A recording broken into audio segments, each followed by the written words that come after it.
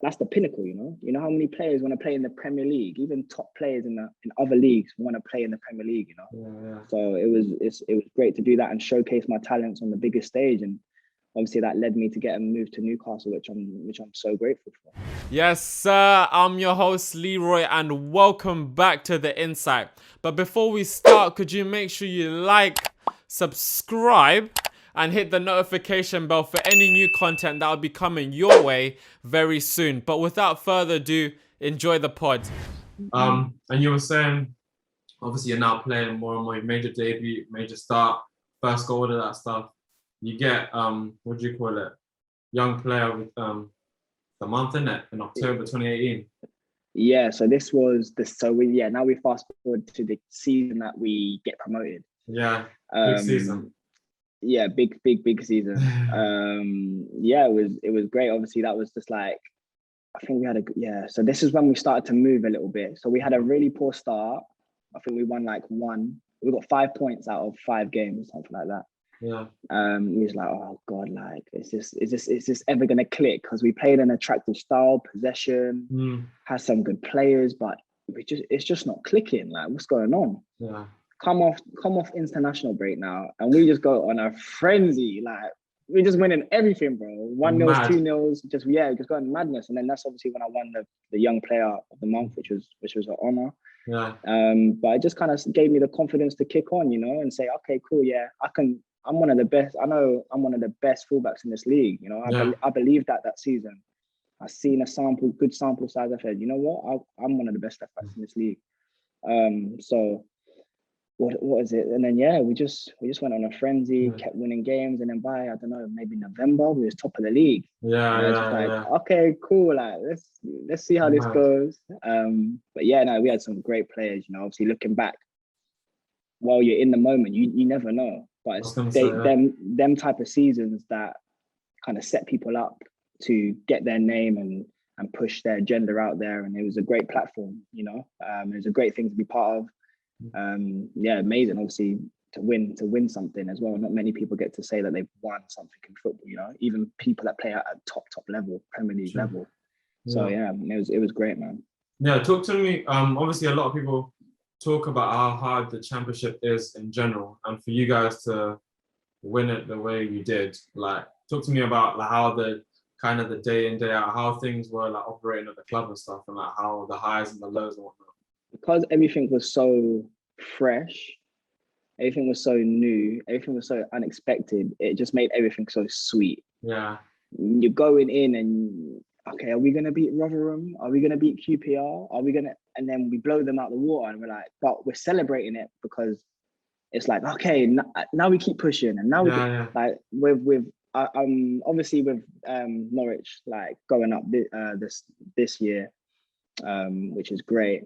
It's probably like, obviously it still feels great, don't get me wrong, but it's almost an expectation. Okay, we got relegated from the Premier League, but we know this group of players is good enough to get promoted.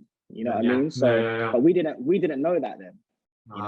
So it's like it just felt like so off the cuff, and then we got to the top of the league. We've got Leeds. They're playing Bielsa ball. They're a good team. And then we just played. For me personally, it was when we played Leeds in February.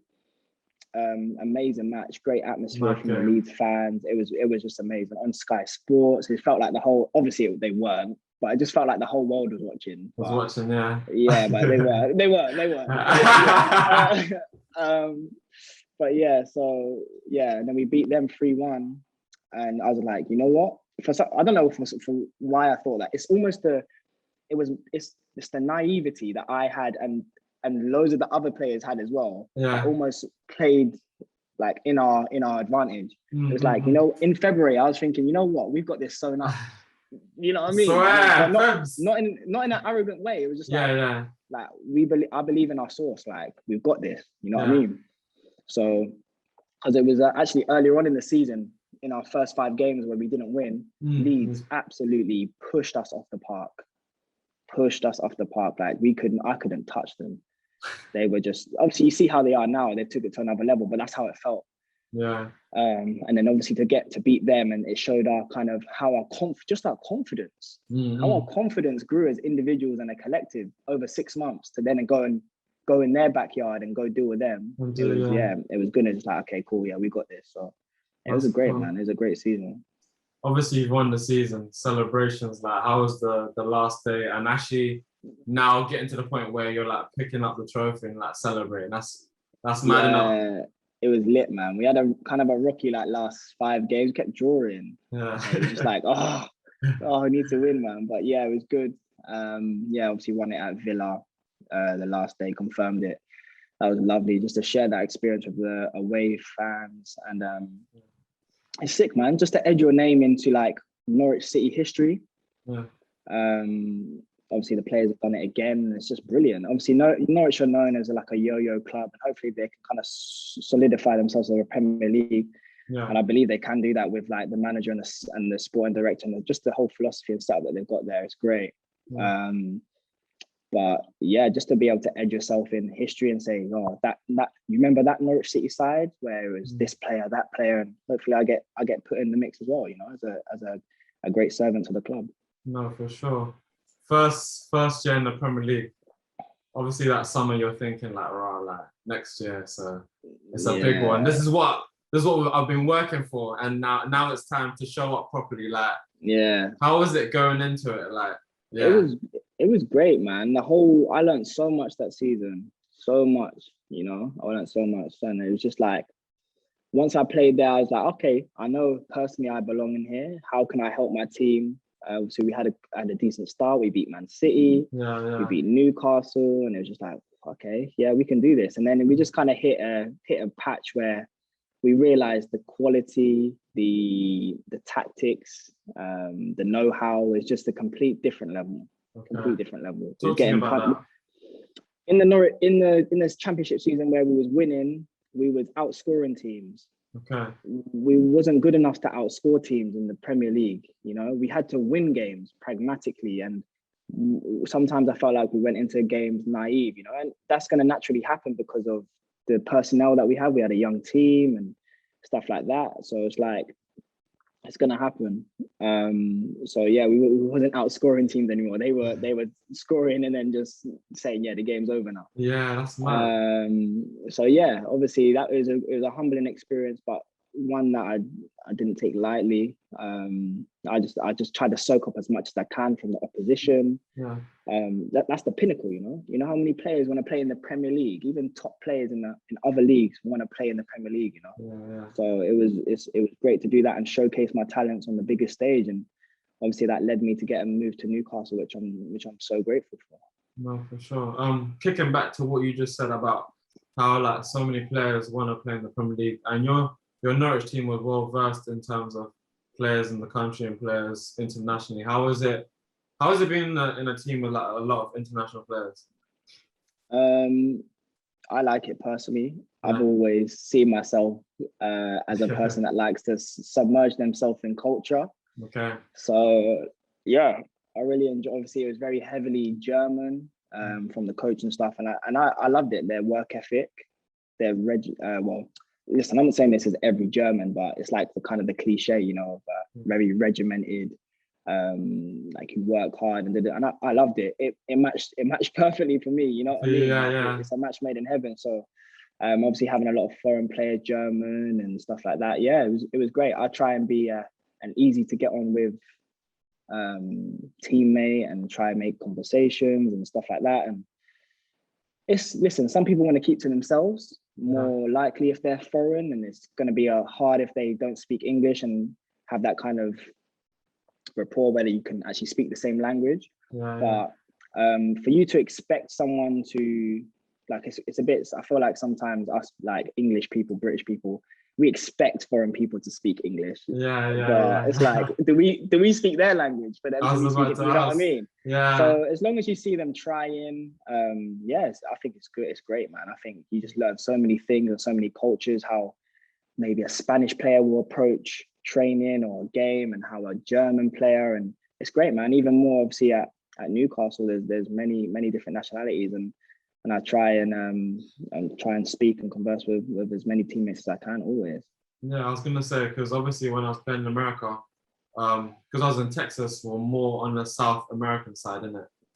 Like, do you now you said that obviously we expect people to speak English because we think English is like obviously The only language in the world. only language in the world.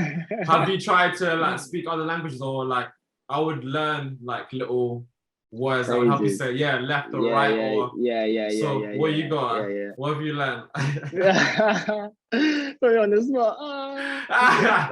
Nah, bro. So I've been meaning to learn Spanish for a minute now, right? Okay. A minute. When I was at Norwich, and it was only till last season I started to learn, but it's Okay. only self-taught because during COVID, I wanted to kind of have a face-to-face teacher. Yeah, yeah. But yeah, I just ended up doing some self-taught. I put in some hours. I'd probably say overall, probably done about I've probably done about 100 hours of Spanish, So but I've just kind of let it go, man. Over the last really? few months, yeah, it's dipped off, bro. You know, you got to stay on it. You got to I stay on it, know. otherwise you lose it. You know. So Yeah, like, for sure. I'm trying to listen to what the Spanish boys or the South American boys are saying. I'm trying to like, oh, okay, I I, caught that word, but yeah, nah, they speak too quick for me, man. So I it's was like, gonna say, and it's to be tough. honest, their Spanish is like a bit different as It's a well. bit different. Yeah, yeah, yeah, yeah, yeah, yeah, Yeah. yeah, yeah. Yeah, you got Castilian and like Latin American Spanish. It's different. So it's like, yeah, Yeah. I'm gonna come it's back to tough. you, and I need to know you said a couple of words on that. Say less. I've got one for you though. Obviously, calm down. You know, tranquilo. Tranquilo. Yeah, yeah, yeah. And what's it Uh, like? To the well, if you say to the right, that's what. you To the know right what? is it's either derecha or izquierda. You know what I mean? Yeah, it's one It's of them two. I'm not sure yeah, which yeah, one it yeah. is now. And then you hear a lot on the pitch solo, which is like by yourself, you're good, you Yeah, know? yeah, Thank you. yeah. See, you're about, man. You know what you're Yeah, I'm doing, good, bro. bro. Listen, take time with me, bro. Give me like 2 years, I'll be good, bro. Say that, bro. So obviously the end of the season and like massive experience in the Premier League, innit? Didn't go too well, and obviously relegation has come now, innit? How like, but then you're now hearing like you might be going to Liverpool or like there's people coming in for you and there's a lot of noise Mm. being made now. How was that feeling? Because it's like, raw, I'm getting relegated, but then like there's teams like looking around. It must have been weird, isn't it? Yeah, it's tough.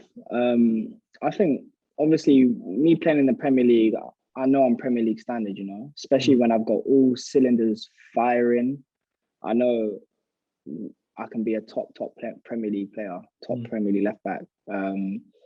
So it was just like, okay, have I done enough to do so? And obviously, once you get the kind of the profile and the attention and people actually putting in bids for you, you realize, okay, cool, yeah, I am meant for this level, and let's just see where it takes me. You know, obviously there was Liverpool, and then thankfully Newcastle came in, and I just thought it was the right fit for me. Such a big club and a great city. And I just wanted to grab the opportunity with both hands, man. And yeah, that's what I did. And thankfully, Norwich, they're a great club, man. They're a great club, and they'll allow you to take that step forward if they feel like it's beneficial for you and the club, you know. Because at the end of the day, I still had years on my contract, and they could easily just say, no, you're not leaving. I was But gonna say, they yeah, they yes, they see they see a pathway there, and they allowed me to do it, and I'm forever grateful for the people of the club that let me do that. Like I said, I'm a big fan of Norwich City for life, and yeah.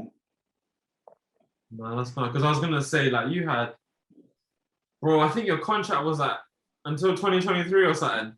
Yeah, I think I had like 3 years left. Oh, So it's like that's a healthy amount, yeah, you yeah, know. yeah. But like I said, when I had heard Newcastle were interested, it was a no-brainer for me. Like a top Premier League side that has just so much upside. It's almost a bit like me, like just has so much potential, and I just want to fulfill it with the club. You Yeah. know, I want to do well at this club, and like I said, I want to be edged in history. You know what I mean? I want to do well. I want to finish in the top half. I want to kick on from there, and I want to make sure this club and the city enjoy the football and enjoy what they see and have a feel good factor around the place. And I want to be a cog in that system, man. And obviously, we were speaking earlier. How did you find your first year with Newcastle? Varied. I'd say it was a bit of a roller coaster, a little bit. Yeah, yeah. Just the difference of maybe I underestimated the difference of not the size of club, the expectation. Okay. Like at Norwich, it's like, not if you like in the Premier League, if you lose, it's like, okay, cool, dust ourselves off and go again. At Newcastle, it's like, no, that's not good enough. We need to do this, you know what I mean? Yeah, So yeah, it's yeah. just about handling the spotlight, the criticism, obviously the different style of manager, different style of play and stuff like that. So just getting used to that, far from home. Obviously, Norwich is only like an hour and a half from my home, you know, and Newcastle's a lot more than that. Bro, that is not close at all, bro. It's quay. But it's a lovely city. But obviously I haven't really got to experience it too well during COVID. So there were just so many external factors. I had a good start to the season. I ended up contracting COVID. Oh. Our team had a big outbreak. Yeah. I ended up contracting COVID, and personally, I come back too fast. Yeah. I tried to come back for the next fixture, and I just wasn't ready, man. I had no energy. I was lethargic, and I was feeling this for a good 4 to 6 weeks. And it's only until I come out of that, I was like, oh my God, how was I playing like that? Like me, people that know me, at least you'll get is energy, at least. So it's like, if I'm making a bombing run up the pitch and I'm out of breath, there's something wrong. There's something wrong. There's something wrong. So yeah, I was dealing with that for a while, and then I actually had my hernia. That happened before, that was like December time as well. So it's like another blow and another blow. And then obviously as a team collectively we had injuries and people coming back from COVID, and we just went through a really sticky spell, man. It wasn't enjoyable to be part of. You don't want the fans to be unhappy like that, and obviously people didn't like the style of play and whatever it was. And it wasn't that the middle bit of the season wasn't great, and obviously we got out of that, and then we ended up obviously having a great latter end to the season. So we had a good start, really bad middle, and a good end. Unfortunately, I wasn't part of the end, but I was on the bench and ready for my opportunity if that was to come. And unfortunately, it didn't for like the last 12 games. But sometimes you need to take a step back, you know, and analyze. And I've done that over the last 6 weeks, and I'm ready to go, man. I know where I can be successful in this team and how I can be, and I just want to show that, man, week in, week out. No, for sure. And obviously you're talking about how, like, obviously you contracted COVID, and then the hernia, like, how did you deal? And now it's not even like you're close to home, like, it's not even an easy trip. Like, how did you deal with all of that mentally? And obviously having to play at a high level at the same time. Yeah. You know what it is with the Premier League, you can't, if you're playing at a Man City or at Liverpool, at a team that maybe dominates possession and dominates the game, maybe you could come in a little bit, 5-10% down. When you're mid-table, when your team is performing mid-table or performing at the lower end of the table, you can't come in like that, because your team won't need you at 100%. And if not, and that's what I've kind of learned. So during that time, I'm thinking, okay, I need to come in for the team and play my games and whatever. But I wasn't at the place where I needed to be to play at that level. So also that's something that I learned during the season. It's just like, okay, when I'm not feeling at least 90%, then I need to have a word and let people know, okay, cool, maybe I need to take this game off because I'm not feeling right. I'm not at my performance level. So it was tough, man. It was tough for me personally. Obviously, no one wants to be performing mediocrely or below average, especially when your team's not performing as well. So it's like a double whammy. And it's just like, I usually kind of keep things in and whatever it is, but then you kind of see it on social media. People, you're playing not great, and then people are telling you, it's like, you know what I mean? Like, I'm trying to get a break from this. My friends and my family can't visit me. It's like, oh, God, like, what's going on? But at the end of the day, I have to be appreciative of the opportunity. And I've always been someone that I dust myself off, man. I dust myself off. I'm mentally strong. And people will see that. People will see that in this year and the seasons to come, that I'll be an important player for Newcastle United. So yeah, for sure. Do you look a lot at social media? If I compare myself to other people, no. But what I've learned is don't compare yourself to other people. So, do I look at it? Of course, it's part of my life. Like any young adult, teenager, it's ingrained in our life, you know. You wake up, you check your socials.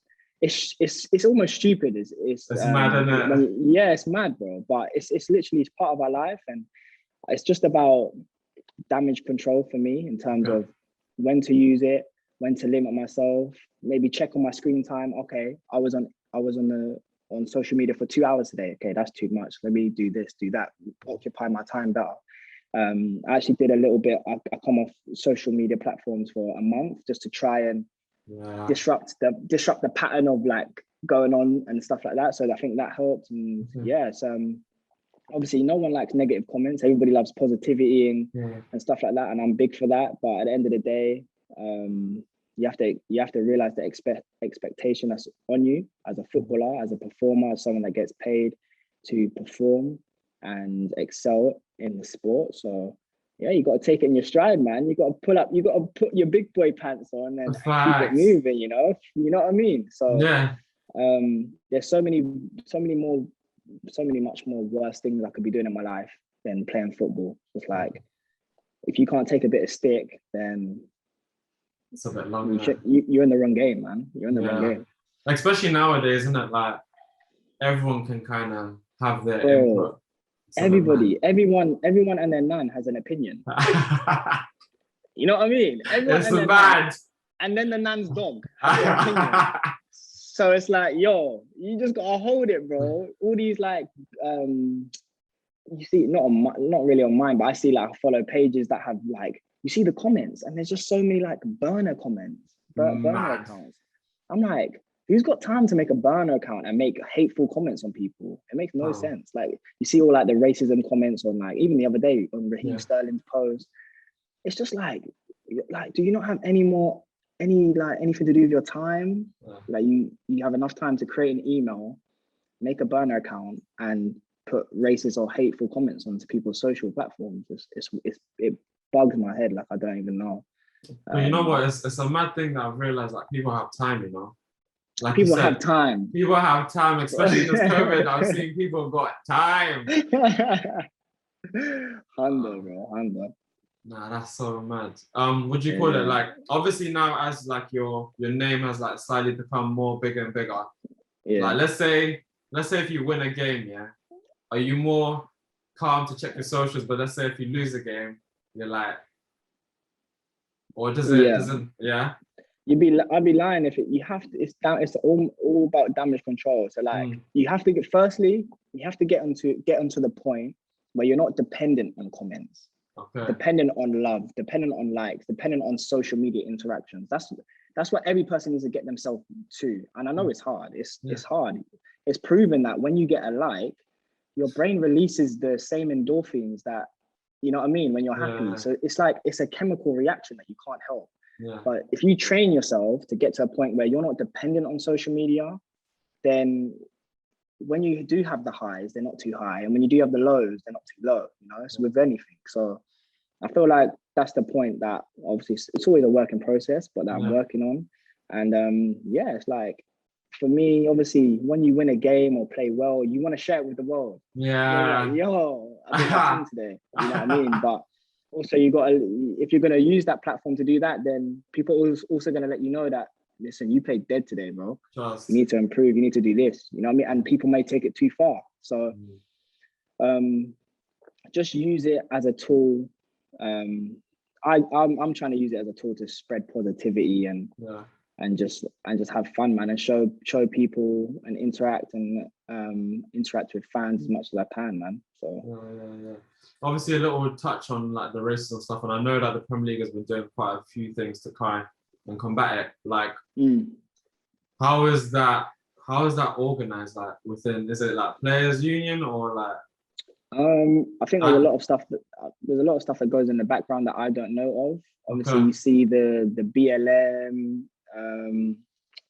The BLM kneeling at full time, and at the start of the games and stuff like that. And there was a game where every t-shirt had Black Lives Matter on it and stuff like that. And it's great. I feel like I kind of agree with, I think it was Wilfred Zaha that said, listen, I'm not kneeling anymore. Like, I'll do what I can with with my platform to promote it in terms of what I want to do for social injustice. But in terms of kneeling at kickoff, I felt like it did get at a point where it was almost like a token. Yeah. You know, and I'm like, okay, if we're gonna do something, okay, if I'm gonna kneel at the start of the game, and then I'm gonna go off into my house and do whatever and ignore everything about Black social injustice and everything that's going on, but then kneel again next week at kickoff, am I really doing anything for it? You know what I mean? So it kind of got to that point where it's like, okay, cool, we're raising awareness, and then it's like, okay, what are we actually gonna do? Are we gonna kick on from this? And certain individuals may, and obviously certain platforms might, but I don't know. We'll see if we do it next season or whatever. But it's kind of like, okay, I think we've raised enough token awareness for now, and now let the people that want to do the talk, do the walking, let them do the walking, and we'll go from there, man. For sure. I think, like you said, like even like now when you see it, it's like, okay, I get it, but like it's like there needs to be progress from there, kind of thing, isn't it? Yeah, exactly. It's like, what is it just for? Is it just for social media? Yeah. You know what I mean? So hopefully it's not. Obviously, there is a good meaning behind it, but executing more is what's needed. No, for sure. I think he's probably the best dribbler in the league. Yeah.